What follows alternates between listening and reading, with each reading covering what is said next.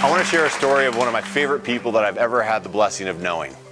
When I was playing high school football, my junior year, I was coming into my junior year and we knew we were going to be really, really good. I played at a high school that had a ton of success and won a lot of state championships. And my junior year, we were really good and there was this incredible little culture and chemistry. And when you become a junior, you're kind of part of the varsity team. And you're kind of one team now with the seniors. Well, I was a little terrified because I knew there were some pretty intimidating, daunting seniors on this team.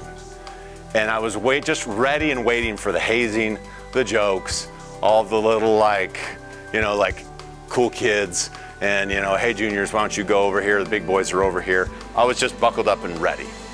And then all of a sudden, there was a guy I knew that everybody loved. And his name was Steve.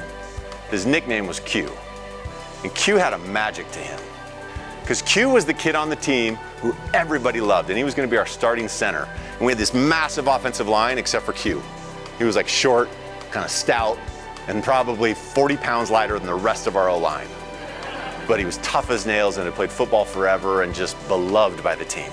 So we show up, and I just remember the first day of like the summer workouts. You're kind of lifting, you're trying not to make eye contact with the older kids, kind of like know your place in the weight room, no big deal. And all of a sudden, Q's like, hey, we're going to Lynn's house. Lynn's my mom. We're going to breakfast. You guys coming? Are you coming? Are you gonna come? You should come. And I was just like, I don't know Lynn. I don't know if this is okay. Is this like a hazing thing where we show up, wear something nice? The sprinklers turn on. And I was like, you sure? And he's like, yeah, a bunch of us are going. You got it. You're on the team, right? Yeah, if you're on the team, like we all go eat at Lynn's. Let's go. And he just starts grabbing humans from everywhere. I'm like, this is like so fascinating. What is happening?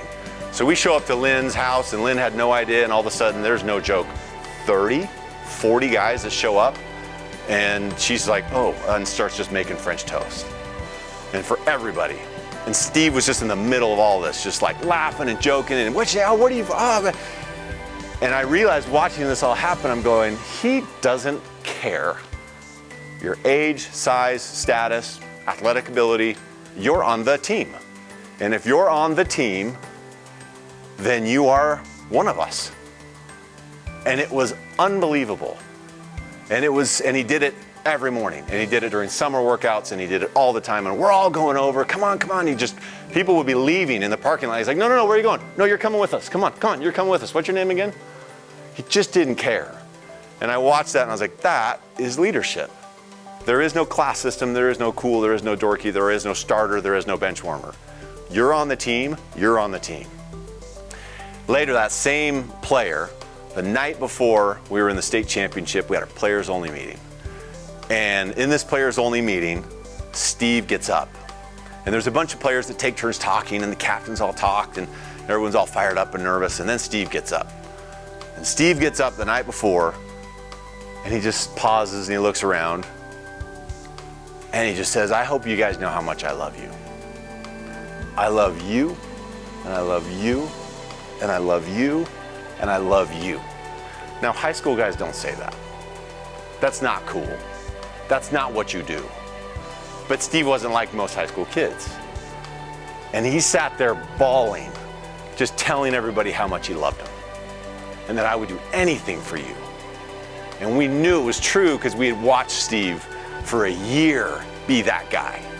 And of course, then everybody else is just bawling, and I sat there going, we're going to win. We are going to win. Now, what's crazy about that is Steve had gotten hurt a couple games earlier and didn't even get to play. Didn't even get to play in the state championship game. But one of his buddies was subbing for him as center. And he was the biggest fan you could imagine the night before and that day of the game. And we took state, and we won the championship. And we won it because of Q. We won it that night. I knew we were going to win because I looked at a room full of people that would give anything for each other. Why? Because they were all following his example. Steve understood how to compete. He wanted to win, but without contempt. He wasn't sitting there sizing people up and going, hey, you're going to take my playing time. Hey, you're going to get more attention than me. Hey, you're going to get more reps. hey, this is the starter club. This is the cool kids. He competed. He wanted to win everything, but there was no contempt in anything he did. It was, we are one team, one family, period. And that team ended up going undefeated and winning a state championship. So, and it was really, I credit it to primarily Steve, because he was the heart of that team. So that is why I love this principle. And so when I learned about competing without contempt, I sat there and go, I've seen that. I have lived that. That is Steve, and that is how it's done.